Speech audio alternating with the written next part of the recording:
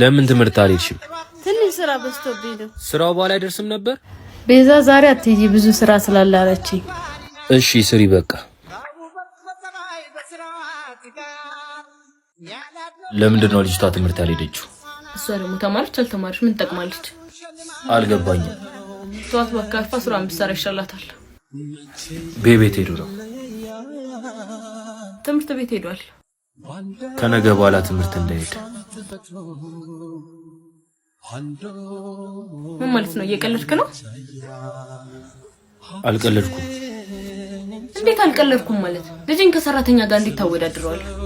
አንቺ ብቻ ነሽ ወላጅ? እሷም እኮ ለወላጆቿ ልጅ ነች። እንዴ ጭራሽ! በራስሽ ላይ እንዲደረግ የማትፈልጊውን ነገር በሌሎች ላይ አታድርጊ። ለራስሽ የምትሰጪውን ቅጣት ታክል ክብር ለሰዎች ብትሰጪ መልካም ነበር። ጉድ እኮ ነው። ለሰራተኛ ብለህ ነው ሁሉ ነገር የምትናገረው?